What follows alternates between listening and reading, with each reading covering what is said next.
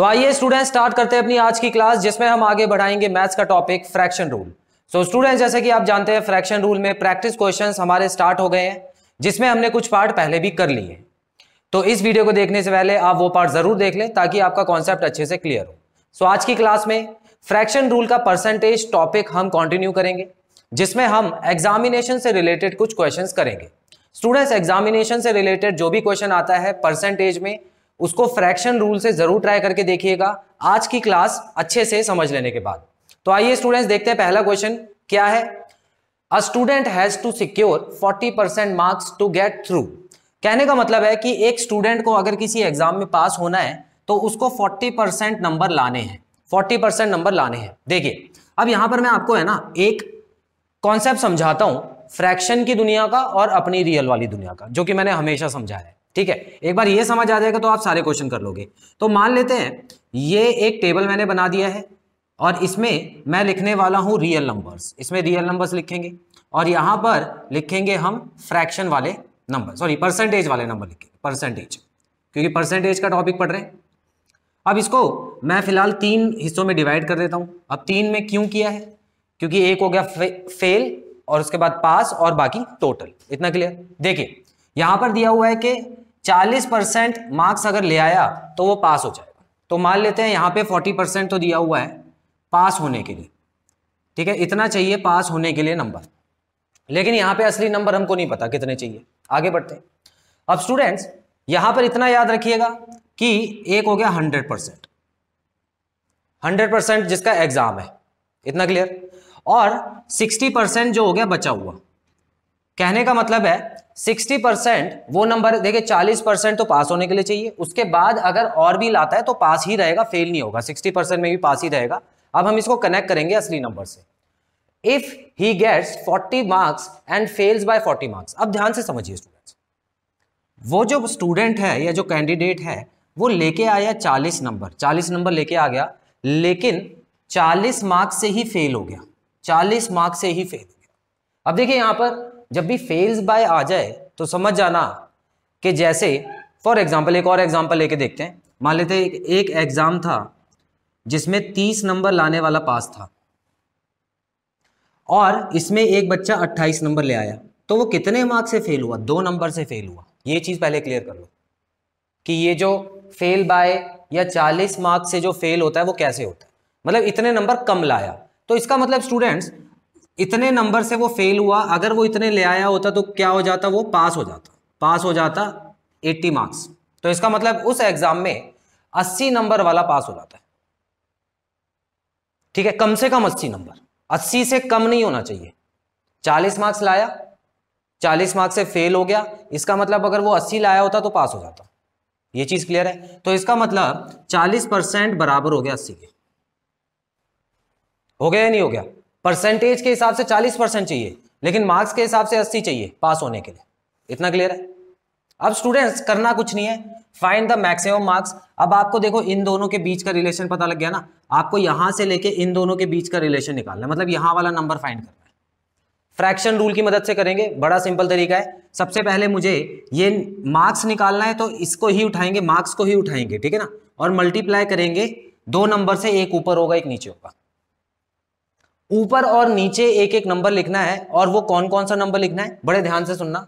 एक नंबर जो इसके बराबर हो परसेंटेज में, और दूसरा नंबर जो हमको निकालना है उसके बराबर हो। दोबारा बोलता हूं, एक नंबर जो कि दिया हुआ है उसके बराबर हो परसेंटेज में, और दूसरा नंबर जो हमको निकालना है उसके बराबर हो परसेंटेज में। तो इसका मतलब ये किसके बराबर दिया हुआ है? 40 के बराबर दिया हुआ है, और निकालना क्या है? 100% निकालना है। 100% मतलब पूरे नंबर। तो 2 नंबर आ गए ना। अब इससे हमको फ्रैक्शन बनाना है। तो एक स्टेप तो हमारा कंप्लीट हो गया कि हमने 2 नंबर चुन लिए। अब अगला स्टेप क्या आता है कि हमारा आंसर ज्यादा आना चाहिए कम आना चाहिए? ज्यादा आना चाहिए, क्योंकि 80 से तो ज्यादा ही आएगा ना आंसर। करना कुछ नहीं है, 100 यहां लिखो, 40 यहां लिखो, 20 ये हो गया, 200 आपका आंसर, 200 आपका आंसर रेडी है। हालांकि इसमें 60 का कोई काम नहीं है, तो जरूरी नहीं है कि 60 का काम हो, तो कंफ्यूज होने की जरूरत नहीं है। सिर्फ इसको आप हटा भी दोगे तब भी आपकी बात बन जाएगी। क्लियर है स्टूडेंट्स? स्क्रीनशॉट लीजिए, फिर आगे बढ़ते हैं। सो स्टूडेंट्स अगले क्वेश्चन की तरफ बढ़ते हैं। In an examination passing marks are 80%, ठीक है बिल्कुल सेम, 80% वाला पास हो जाता है। If a candidate who gets 210 marks fails by 50 marks find the maximum marks. तो ये तो बिल्कुल सेम क्वेश्चन हो गया पहले वाला, ठीक है, तो ये आप कर लोगे ना, तो ये होमवर्क में दे देता हूं आपको। तो ये क्वेश्चन आपका होमवर्क रहेगा स्टूडेंट्स, इसको अच्छे से एक बार समझ लीजिए, पिछले क्वेश्चन की तरह बिल्कुल सेम है। उसके बाद जो भी आंसर आता है कमेंट बॉक्स में मेंशन कर दीजिएगा, स्क्रीनशॉट लीजिए, फिर आगे बढ़ते हैं। सो स्टूडेंट्स क्वेश्चन 3 में देखते हैं, लिखा है a candidate scores 25% and fails by 30 marks, ठीक है। यहां पे कुछ नए तरीके का क्वेश्चन है, क्योंकि यहां पर आपको उसकी स्कोरिंग मार्क्स पहले तो परसेंटेज में दिया हुआ है, और उसके बाद उसकी जो फेल है, मतलब जो फेल हुआ है वो कितने मार्क्स से फेल हुआ है वो भी दिया हुआ है, ठीक है। तो मतलब वो पिछले दो क्वेश्चन से अलग है। वाइल अनदर कैंडिडेट, एक और कैंडिडेट है, हु स्कोर्स 50%, जिसके 50% तो आ गए, और वो 20 मार्क्स ज्यादा लेके आया जितना पास होने के लिए चाहिए था, ठीक है। अब दोबारा से सुनो, बहुत ध्यान से सुनना, जिसके 25% मार्क्स आए वो 30 नंबर से फेल हो गया, मतलब जितने पास होने के लिए चाहिए थे वो 30 नंबर कम लाया। चलिए अब इसको ऐसे देखते हैं, इसको इस तरह से देखते हैं स्टूडेंट। देखिए मान लेते हैं ये था पास होने की बाउंड्री, पास होने की बाउंड्री थी। अब क्या हुआ, एक जो कैंडिडेट पहला वाला था जो कि 25% लेके आया, ठीक है, 25% लेके आया, उसके कितने मार्क्स कम रह गए, -30, मतलब यहां से यहां पर -30। इतना समझ आया आपको? अच्छा, परसेंटेज को कभी माइनस में मत करना, क्योंकि परसेंटेज माइनस में नहीं होती है कभी भी, ठीक है। माइनस में परसेंटेज तभी होगी जब या प्रॉफिट लॉस का क्वेश्चन होगा, ठीक है, या कोई चीज डिक्रीज हुई होगी, पॉपुलेशन कम हो जाती है तो वहां पे माइनस होता है, ठीक है। लेकिन यहां पर माइनस वगैरह यूज मत करना, यहां पर उसकी परसेंटेज प्लस में ही आई है, 25% लाया, -25 थोड़ी लाया है, लाया तो 25 है ना, लेकिन यहां पर भी जो मार्क्स लाया है वो पासिंग मार्क्स से 30 नंबर कम लाया है, इसलिए मैंने माइनस लगाया। इतना क्लियर है? अब देखते हैं दूसरा कैंडिडेट क्या कर रहा है। वो तो 50% लेके आया, लेकिन पासिंग मार्क्स से 20 मार्क्स ज्यादा ले आया, पासिंग मार्क्स से 20 मार्क्स ज्यादा लेके आया। इतना क्लियर है? अब देखो यहां पर भी प्लस में है, यहां पर भी प्लस में है, ये भी प्लस में है, ये माइनस में। ये कॉमन सेंस की बात होती है, ये आपको ज्यादा इसमें दिमाग नहीं लगाना। अब एक चीज देखिए, मैं यहां लिख क्यों रहा हूं, अगर परसेंटेज के हिसाब से दोनों में फर्क देखा जाए, देखो परसेंटेज के हिसाब से फर्क देखा जाए तो कितना फर्क है, 25% का फर्क है दोनों में कंपेयर करो, 25% का फर्क है ना दोनों में, तो ये हो गया 25%। और मार्क्स के हिसाब से बताओ कितने परसेंट का फर्क है। मार्क्स पास होने से ये 30 कम लाया है, ये पास होने से 20 ज्यादा लाया है, तो 50 नंबरों का फर्क हो गया ना, है ना। पास होने से जितने पासिंग मार्क्स थे उससे 30 कम लाया, और ये पासिंग मार्क्स से 20 ज्यादा लाया, तो दोनों के नंबरों में तो 50 नंबर का फर्क हो गया। बस यही समझ लो ना, इतना ही काफी है। यहां पर बस यही समझ नहीं आता। अब वो कहते हैं कि एक में तो आपने माइनस कर दिया, दूसरे में प्लस क्यों कर रहे हो नंबरों को। भाई दोनों में ही माइनस हुआ है, बताऊं कैसे। देखिए यहां पर ये माइनस हुआ, यहां पर ही माइनस करो, देखो 20 माइनस -30, अब करो 20 + 30 नहीं हो गया। ऐसे समझना, ऐसे समझो, लेकिन कॉमन सेंस से समझो, वो ज्यादा बेटर है। तो मैंने अभी पहली 2 लाइन में जो दिया था ना उसके बारे में आपको बता दिया, इस चीज को पकड़ लेना। आगे बढ़ते हैं, find maximum marks, maximum marks निकाल लें।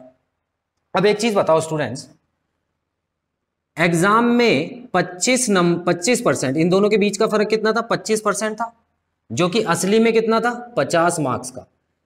तो एक एग्जाम का 25% 50 के बराबर होता है, तो 100% कितने बराबर होगा, ठीक है। 25% अगर 50 के बराबर होता है तो 50% 100 के बराबर होगा, और 100% 200 के बराबर होगा। तो हमारा आंसर आ चुका है 200। अब ये फ्रैक्शन रूल कहां लगा, देख लो, ये भी लगा के देख लेते हैं। देखो स्टूडेंट्स, हमको पता है 50 यहां पे लिखना है, 2 नंबर लिखने हमको, यहां पे 25 जो कि इसके बराबर है, और दूसरा जो हमको निकालना है 100%, ठीक है। हमारा 100 ऊपर आएगा क्योंकि ज्यादा आंसर आना चाहिए, ये लो 200 आ गया, ये फ्रैक्शन रूल लग गया, ठीक है। ये चीज बस ध्यान रखना। 2 कैंडिडेट वाला तो बल्कि और आसान होता है, दोनों के परसेंटेज में फर्क देख लेना, और दोनों के मार्क्स में कितना फर्क है वो देख लेना। कभी कभी ऐसा भी होता है क्वेश्चन में कि दोनों ही कैंडिडेट फेल हो जाते हैं। ठीक है, अब ध्यान से समझना। मान लेते हैं कि ये जो पहला वाला कैंडिडेट था, अब देखो ये आंसर आ चुका है, पहले तो आप इसको नोट डाउन कर लेना, उसके बाद ये अगला एग्जांपल बताऊंगा। अब देखिए, जो कैंडिडेट 25% मार्क्स लाया था वो पास होने से मान लेते 30 मार्क्स कम लाया, और एक और कैंडिडेट है जो कि 30% मार्क्स लाया। ठीक है, कितने लाया? 30% मार्क्स, और वो पास होने से 10 मार्क्स कम लाया। दोनों ही फेल हो गए। देखो, हो गए ना दोनों फेल। अब एक बात बताओ, अब यहां पर इसमें तो दोनों में माइनस आएगा, क्यों? क्योंकि ये तो मार्क्स है। ठीक है, इसमें क्या फर्क है बताना, कितना फर्क है? 5% का। 5% का फर्क है, परसेंट के हिसाब से देखो। मार्क्स में कितना फर्क है, कोई बता सकता है? पास होने के लिए जितने चाहिए थे वो इससे 10 कम लाया है, और ये 30 कम लाया है। कैसे करोगे? 20 मार्क्स का फर्क है इन दोनों में, प्लस मत कर देना इस बार। ठीक है, कैसे पता लगा? देखो, इसका भी एक एग्जांपल सुनो, थोड़ा और गहराई में चलते हैं। मान लेते हैं पास होने के लिए 50 नंबर चाहिए थे, तो ये कितने लाया होगा? ये तो 40 लाया होगा ना। देखो, 10 मार्क्स कम लाया तो 40 इसके आ गए, इसके कितने हैं? 20 है। तो 20 और 40 में कितने मार्क्स का फर्क है? 20 नंबर का ही फर्क है। तो जो 5% है वो 20 मार्क्स है एक्चुअली। जो 5% का फर्क आया है वो नंबरों में 20 का फर्क आया है। अब आप इससे 100% निकाल दो।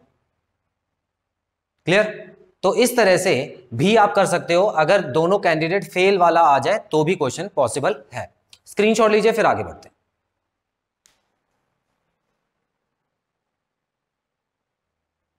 सो आइए स्टूडेंट्स, क्वेश्चन 4 की तरफ बढ़ते हैं। A candidate scores 30% and fails by 50 marks. तो एक कैंडिडेट जो कि 30% मार्क्स लेके आया वो फेल हो गया 50 नंबरों से। While another candidate who scores 320 marks fails by 30 marks. तो एक और कैंडिडेट था जिसकी परसेंटेज नहीं दी हुई लेकिन उसके मार्क्स बता रखे कि उसने 320 स्कोर किया, लेकिन वो भी फेल हो गया 30 मार्क्स। आपको बताना है मैक्सिमम मार्क्स। तो स्टूडेंट्स, यहां पर थोड़ा सा अलग क्वेश्चन पता ही लग रहा है, क्योंकि यहां पर 2 परसेंटेज नहीं दी हुई है, 1% है और एक रियल वैल्यू दे दी आपको। लेकिन अगर आप थोड़ा सा और दिमाग लगाओ तो आपको यह समझ आएगा कि इससे अगर मैं शुरू करूं और इसकी मदद लूं तो मैं पासिंग मार्क्स पे पहुंच सकता हूं। ठीक है, तो जो दूसरा कैंडिडेट था, दूसरा वाला कैंडिडेट, उसने स्कोर कितना किया स्टूडेंट्स? 320 मार्क्स वो लेके आया, और बताया जा रहा है कि फेल हो गया 30 मार्क्स से।